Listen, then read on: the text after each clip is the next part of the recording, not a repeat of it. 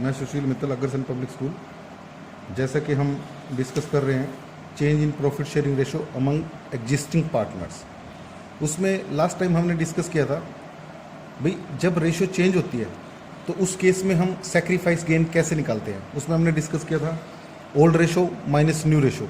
उस तरीके से जो सेक्रीफाइस गेन आएगा उसमें हम जो है एडजस्टमेंट एंट्री पास कर देंगे, gainers capital account debited to sacrificing partners capital account. उसके बाद हमने डिस्कस किया था भाई जब एक किसी भी फर्म की goodwill of the firm calculate करनी है तो उसके लिए हमने 3 मेथड्स डिस्कस किए थे, average profit method, super profit method और कैपिटलाइजेशन मेथड। कैपिटलाइजेशन मेथड में हमने डिस्कस किया था capitalisation of average profit, capitalisation of super profit. इन तीनों मेथड से हम गुडविल कैसे कैलकुलेट करते हैं उसके बारे में हमने डिस्कस किया था। अब आज हम इसमें एक लास्ट फेज है इसका, accounting treatment of reserves and accumulated profit when there is change in profit sharing ratio existing partners. अब जब पार्टनर्स में जो एग्जिस्टिंग पार्टनर है उनकी प्रॉफिट शेयरिंग रेशो जब चेंज होती है उस सिचुएशन के अंदर हम किस प्रकार से एक्यूमुलेटेड प्रॉफिट, जनरल रिजर्व और जो लॉसेज हैं उनकी हम किस प्रकार से एडजस्टमेंट एंट्री करते हैं उसके बारे में हम इसमें डिस्कस करेंगे। नॉर्मली इसमें देखा गया है जब आपको कोई इन्फॉर्मेशन ना दे रखी हो, सिंपल ये क्या रखा है भाई ABC are partner, their profit sharing ratio 3:2:1 and with effect from this year the profit sharing ratio was equal। और आपको जनरल रिजर्व या एक्यूमुलेटेड प्रॉफिट या profit and loss credit balance या profit and loss debit balance कुछ भी दिया है और कोई इन्फॉर्मेशन नहीं दी, तो इसका मतलब आपने कुछ नहीं करना। सिंपल क्या करना है, इस जो जनरल रिजर्व, एक्यूमुलेटेड प्रॉफिट और profit and loss credit balance दिए हुए हैं उनको आपने सिंपली ओल्ड रेशो के अंदर पार्टनर्स के कैपिटल अकाउंट में डिस्ट्रीब्यूट कर देना है। हम एंट्री क्या करेंगे, general reserve account debited, profit and loss credit balance जो दिया हुआ है डेबिटेड, और कोई एक्यूमुलेटेड प्रॉफिट दिया हो, एक्यूमुलेटेड प्रॉफिट ये लायबिलिटी साइड में दिए होंगे, to old partners capital account, old partners capital account, और ये ओल्ड रेशो में जाएगा। इसको हम ओल्ड रेशो में जो है पार्टनर्स के कैपिटल अकाउंट में डिस्ट्रीब्यूट कर दें। अब इसको हमने ओल्ड रेशो में क्यों डिस्ट्रीब्यूट किया, क्योंकि जो general reserve, profit and loss credit balance, accumulated profit जो बैलेंस शीट में दिए हुए हैं वो उनकी पुरानी रेशो के हिसाब से जो है दिए हुए हैं, और वो जब बटेंगे उनमें तो पुरानी रेशो में बटेंगे। अब क्योंकि चेंजेस उसके बाद होने तो वो पार्टनर्स का जो प्रॉफिट शेयरिंग रेशो उनकी ओल्ड थी उसी में उनके हिस्से में जाएंगे, इसलिए हमने क्या किया, उनको कैपिटल अकाउंट में डिस्ट्रीब्यूट कर दिया। पर एक चीज़ और ध्यान रखनी पड़ेगी, जब वो क्वेश्चन में ये कहता है general reserve, accumulated profit, profit loss credit balance, इनमें से कोई सा भी दे रखा है, वो कहता है इनको बुक्स में दिखाना है, revised value are to be shown in the books. उस सिचुएशन में हमें सैक्रिफाइस गेन निकालने पड़ेंगे। सैक्रिफाइस और गेन वो कैसे निकालते हैं हम, old ratio minus new ratio, और जो सैक्रिफाइस गेन आएंगे उसके हिसाब से हम एडजस्टमेंट एंट्री पास करेंगे। एक एडजस्टमेंट एंट्री पास की जाएगी, एडजस्टमेंट एंट्री पास की जाएगी, और वो एडजस्टमेंट एंट्री क्या होगी, gainers capital account debited to sacrificer, जैसे हमने पहले किया था, सैक्रिफाइसर्स कैपिटल अकाउंट। ये एडजस्टमेंट एंट्री हमें जो है पास करनी है। ये कब करनी है, जब रिवाइज्ड वैल्यू को या चेंजेस को बुक्स में दिखाना है।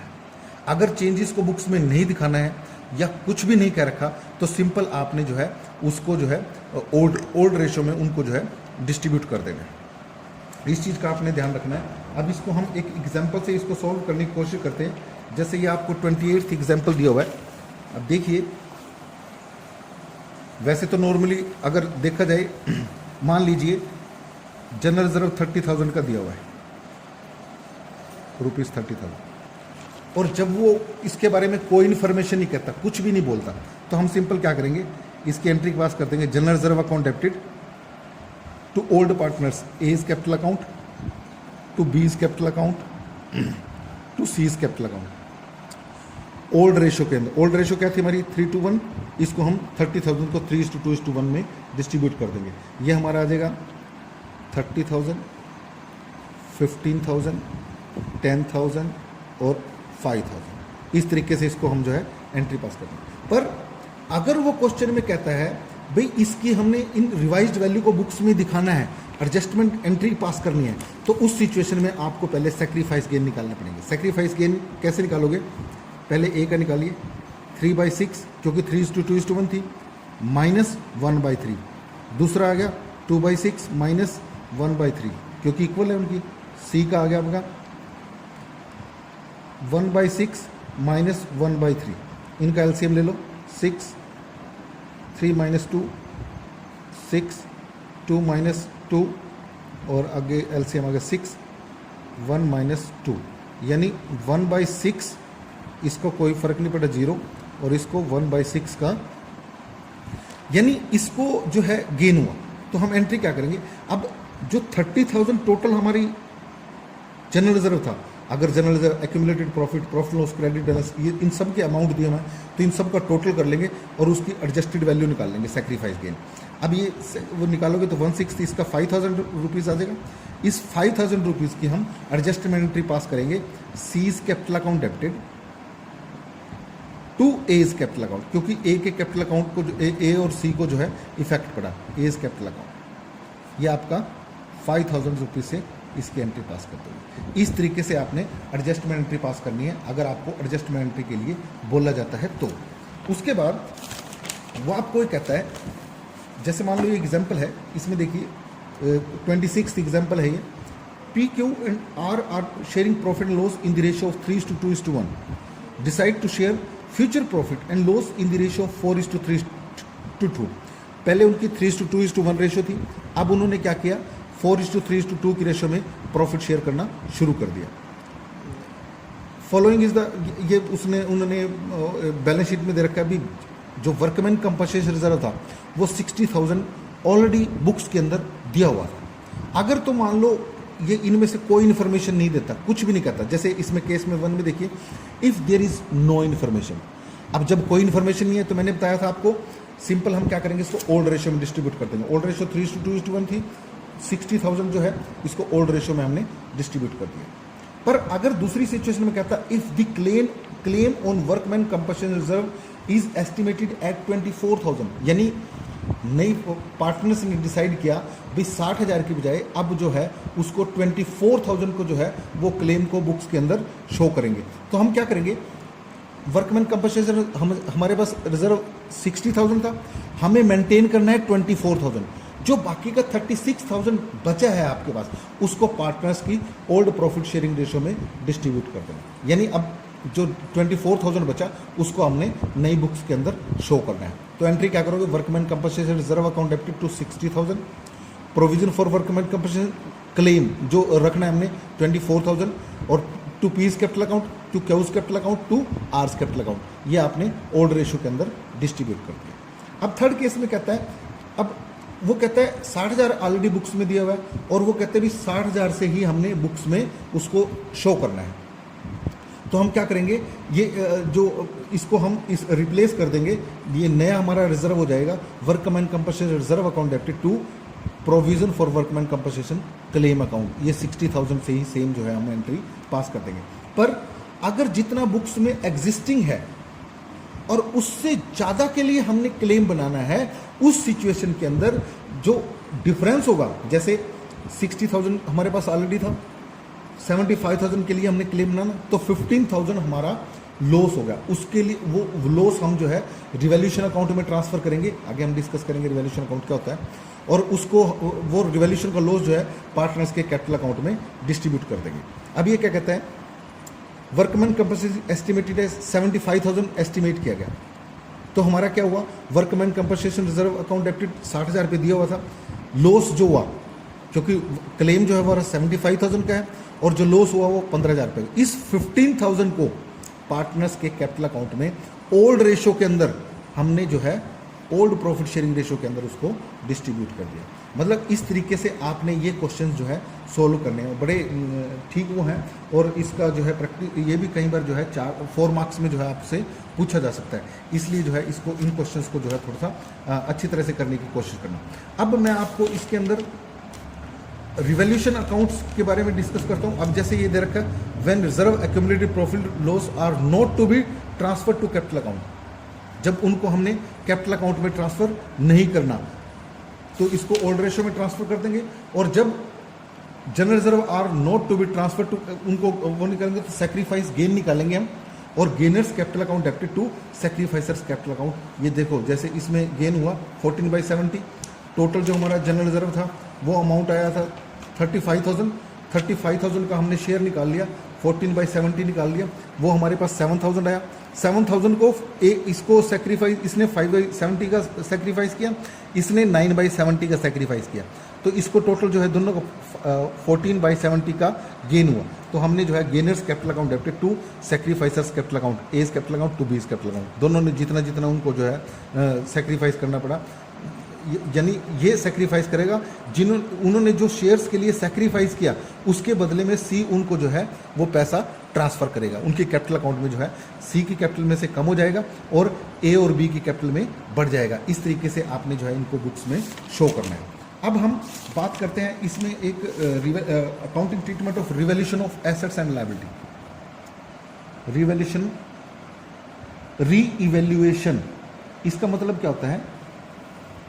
जब नए पार्टनर की एंट्री होती है, किसी नए पार्टनर को एडमिट किया जाता है, प्रॉफिट शेयरिंग रेशियो चेंज होती है, कोई पार्टनर रिटायरमेंट लेता है या किसी पार्टनर की डेथ होती है, उस सिचुएशन के अंदर हमें जो पार्टनरशिप फर्म की, जो हमारी पार्टनरशिप फर्म के अंदर जितनी भी हमारी एसेट्स और लायबिलिटीज हैं उनको रीवैल्यूड किया जाता है, उनको दोबारा से उनकी असेसमेंट की जाती है और उस असेसमेंट में जो प्रीवियस ईयर में उसकी वैल्यू थी और जो इस time at present market value है उन दोनों का डिफरेंस देखा जाता है और उसके लिए हमें रिवैल्यूएशन अकाउंट बनाया जाता है।